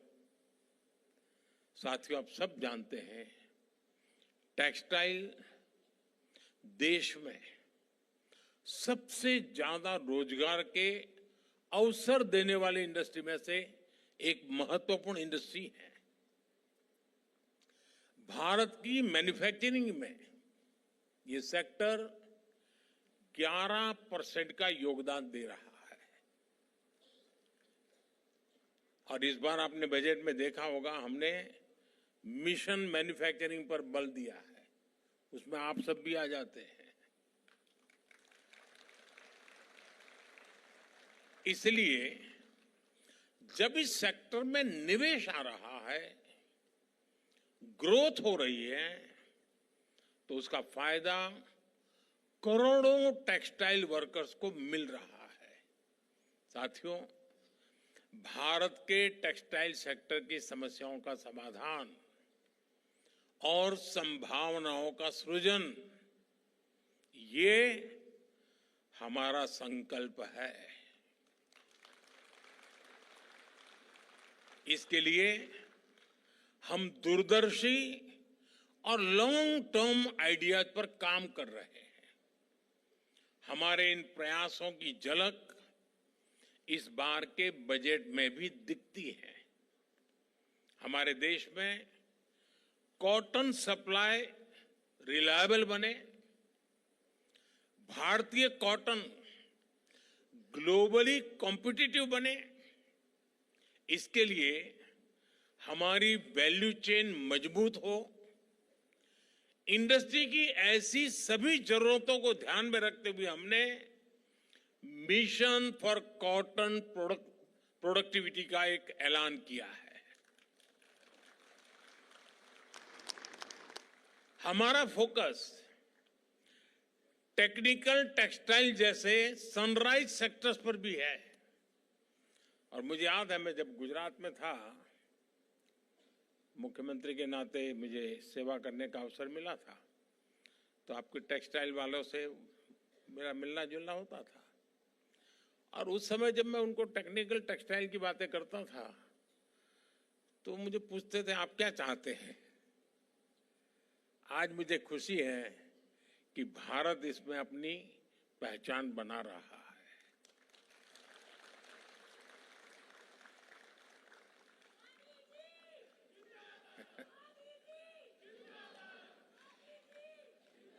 हम स्वदेशी कार्बन फाइबर और उससे बनने उत्पादों को बढ़ावा दे रहे हैं। Bharat high grade carbon fibre बनाने की दिशा में भी आगे बढ़ रहा है। इन प्रयासों के साथ ही टेक्सटाइल सेक्टर के लिए जो नीतिगत फैसले चाहिए, हम वो भी ले रहे हैं। जैसे कि इस साल के बजट में एमएसएमई के क्लासिफिकेशन क्राइटेरिया में बदलाव करके इसका विस्तार किया गया है। साथ ही क्रेडिट अवेलेबिलिटी बढ़ाई गई है। हमारा टेक्सटाइल सेक्टर, जिसमें 80% योगदान हमारे एमएसएमईज का ही है, उसको इसका बहुत बड़ा लाभ मिलने वाला है। साथियों, कोई भी सेक्टर एक्सेल तब करता है जब उसके लिए स्किल्ड वर्कफोर्स उपलब्ध हो। वस्त्र उद्योग में तो सबसे बड़ा रोल ही स्किल्ड यानी हुनर का होता है। इसलिए हम टेक्सटाइल इंडस्ट्री के लिए स्किल्ड टैलेंट पूल बनाने के लिए भी काम कर रहे हैं। हमारे national centres of excellence for skilling इस दिशा में बड़ी भूमिका निभा रहे हैं। वैल्यू चेन के लिए जो स्किल्स चाहिए, उसमें हमें समर्थ योजना से मदद मिल रही है। और मैं आज समर्थ से ट्रेन हुई कई बहनों से के साथ बात कर रहा था, और उन्होंने जो 5 साल, 7 साल, 10 साल में जो प्रगति की है, यानी गर्व से मन भर गया मेरा सुन करके।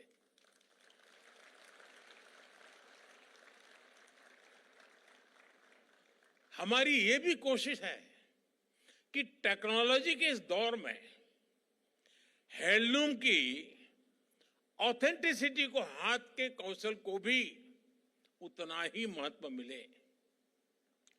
हथकरघा कारीगरों का हुनर दुनिया के बाजारों तक पहुंचे, उनकी क्षमता बढ़े, उन्हें नए अवसर मिले।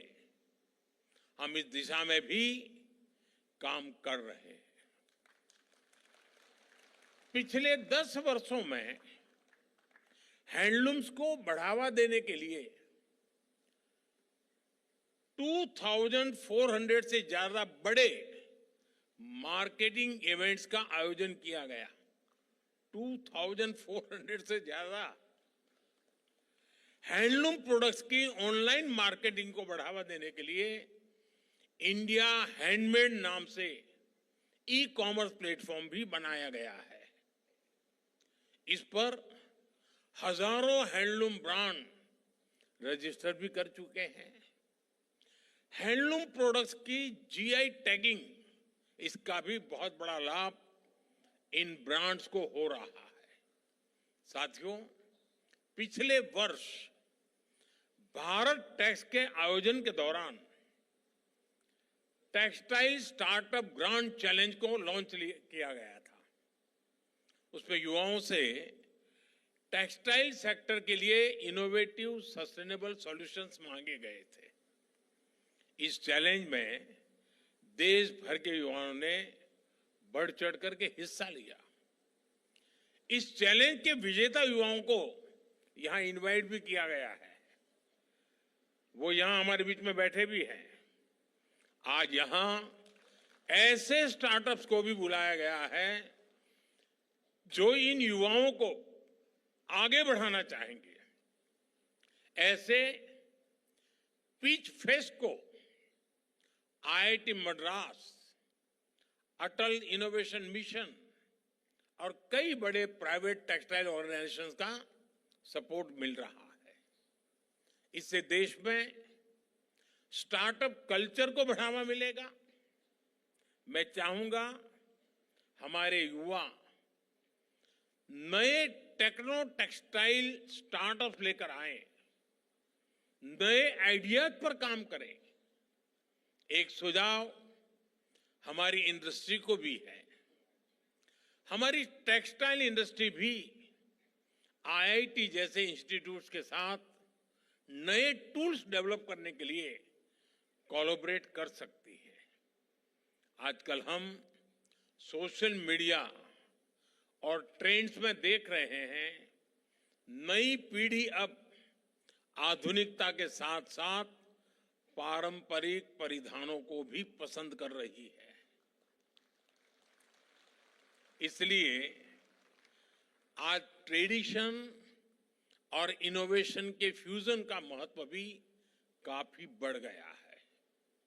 हमें ऐसे पारंपरिक परिधानों से इंस्पायर्ड ऐसे प्रोडक्ट्स लॉन्च करने चाहिए जो न केवल भारत में बल्कि पूरी दुनिया में नई पीढ़ी को आकर्षित करे। एक और अहम विषय टेक्नोलॉजी की बढ़ती भूमिका का भी है। नए ट्रेंड डिस्कवर करने में, नए स्टाइल्स क्रिएट करने में अब एआई जैसी टेक्नोलॉजी की भूमिका लगातार बढ़ती जा रही है। अभी जब मैं निफ्ट के स्टॉल पर गया तो वो मुझे बता रहे थे कि हम एआई के माध्यम से 2026 का ट्रेंड क्या होगा, हम उसको अब प्रमोट कर रहे हैं। वरना पहले दुनिया के और देश ही हम कहते थे काला पहनो, हम पहन लेते थे। अब हम दुनिया को कहेंगे क्या पहनना है।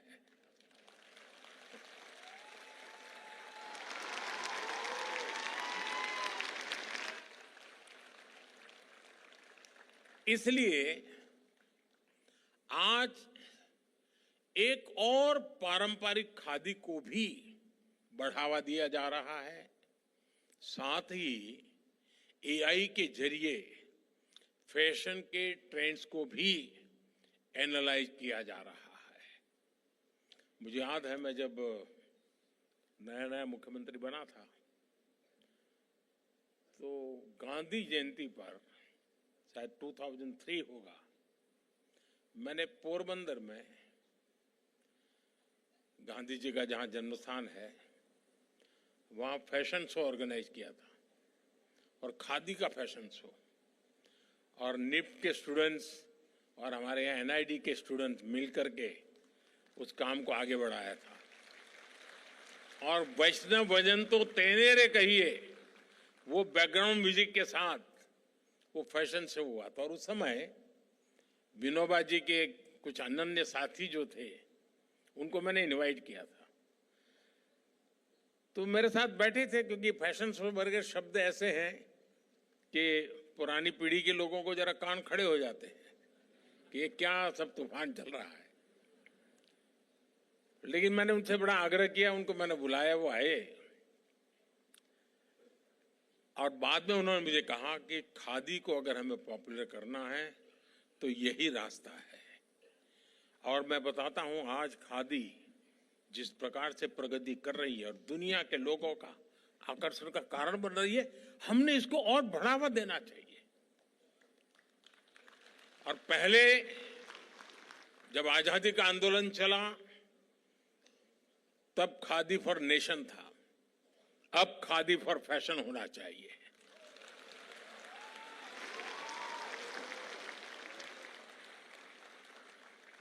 साथियों, कुछ दिनों पहले जैसा अभी अनाउंसर बता रहे थे मैं विदेश दौरे पर से ही आया हूं।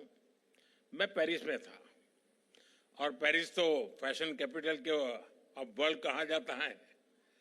इस यात्रा के दौरान विभिन्न मुद्दों पर दोनों देशों के बीच अहम साझेदारी हुई। हमारी चर्चा के मुख्य बिंदुओं में एनवायरमेंट और क्लाइमेट चेंज का विषय भी शामिल रहा। आज पूरी दुनिया सस्टेनेबल लाइफस्टाइल के महत्व को समझ रही है। फैशन वर्ल्ड भी इसके प्रभाव से अछूता नहीं है। आज दुनिया फैशन और एनवायरमेंट और फैशन फॉर एम्पावरमेंट के लिए इस विजन को अपना रही है। इस संबंध में भारत दुनिया को रास्ता दिखा रहा है। सस्टेनेबिलिटी हमेशा से भारतीय टेक्सटाइल की परंपरा का अभिन्न हिस्सा रहा है। हमारी khadi, tribal textiles, natural dyes का उपयोग, ये सभी सस्टेनेबल लाइफस्टाइल के ही उदाहरण है। अब भारत की पारंपरिक सस्टेनेबल टेक्निक्स को कटिंग एज टेक्नोलॉजी का साथ मिल रहा है। इससे इंडस्ट्री से जुड़े कारीगरों, बुनकरों और करोड़ों महिलाओं को सीधा सीधा लाभ हो रहा है। साथियों, मैं समझता हूं संसाधनों का पूरा उपयोग और कम से कम वेस्ट जनरेशन टेक्सटाइल इंडस्ट्री की पहचान बननी चाहिए। आज दुनिया में करोड़ों कपड़े हर महीने इस्तेमाल से बाहर हो जाते हैं। इनमें बहुत बड़ा हिस्सा फास्ट फैशन वेस्ट का होता है, यानी वो कपड़े जिन्हें फैशन या ट्रेड चेंज होने के कारण लोग पहनना छोड़ देते हैं। इन कपड़ों को दुनिया के कई हिस्सों में डंप किया जाता है। इससे एनवायरनमेंट और इकोलॉजी के लिए भी बड़ा खतरा पैदा हो रहा है। एक आकलन के मुताबिक 2030 तक फैशन वेस्ट 148 मिलियन टन तक पहुंच जाएगा। आज टेक्सटाइल वेस्ट का 1/4 हिस्सा भी रिसाइकल नहीं हो रहा है। हमारी टेक्सटाइल इंडस्ट्री इस चिंता को अवसर में बदल सकती है। आप में से अनेक साथी जानते हैं, हमारे भारत में टेक्सटाइल रिसाइकलिंग और खासकर अपसाइकलिंग का बहुत डाइवर्स ट्रेडिशनल स्किल मौजूद है। जैसे कि हमारे यहाँ पुराने या बचे हुए कपड़ों से दरिया बनाई जाती है। बुनकर लोग और यहां तक कि घर की महिलाएं भी ऐसे कपड़ों से कितने तरह के मैट्स, रग्स और कवरिंग बनाती हैं। महाराष्ट्र में पुराने और यहां तक कि फटे कपड़ों तक से अच्छे अच्छे गोदड़ी बनाए जाते हैं। हम इन पारंपरिक आर्ट्स में नए इनोवेशन करके इन्हें ग्लोबल मार्केट तक पहुंचा सकते हैं। टेक्सटाइल मिनिस्ट्री ने अपसाइक्लिंग को प्रमोट करने के लिए standing conference of public enterprise और ई मार्केट प्लेस के साथ एमओयू भी साइन किया है। देश के कई अपसाइक्लर्स ने इसमें रजिस्टर भी किया है। नवी मुंबई और बेंगलुरु जैसे शहरों में टेक्सटाइल वेस्ट के डोर टू डोर कलेक्शन के लिए पायलट प्रोजेक्ट भी चलाए जा रहे हैं। मैं चाहूंगा हमारे स्टार्टअप्स इन प्रयासों से जुड़े, इन अवसरों को एक्सप्लोर करें और अर्ली स्टेप लेकर इतने बड़े ग्लोबल मार्केट में लीड लें।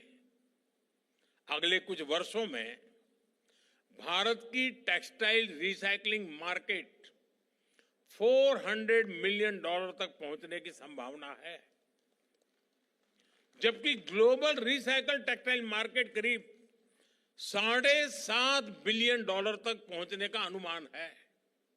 अगर हम सही दिशा में आगे बढ़ें तो भारत इसमें और बड़ा शेयर हासिल कर सकता है। साथियों, सैकड़ों वर्ष पहले जब भारत समृद्धि के शिखर पर था, हमारी उस समृद्धि में टेक्सटाइल इंडस्ट्री की बहुत बड़ी भूमिका थी। आज जब हम विकसित भारत का संकल्प लेकर आगे बढ़ रहे हैं, तो एक बार फिर टेक्सटाइल सेक्टर का इसमें बहुत बड़ा योगदान होने वाला है। भारत टैक्स जैसे आयोजन इस सेक्टर में भारत की स्थिति को मजबूत बना रहे हैं। मुझे विश्वास है ये आयोजन इसी तरह हर वर्ष सफलता के नए कीर्तिमान गढ़ेगा, नई ऊंचाइयों को छुएगा। मैं एक बार फिर इस आयोजन के लिए आप सभी को बहुत बहुत बधाई देता हूं। बहुत बहुत धन्यवाद। नमस्कार।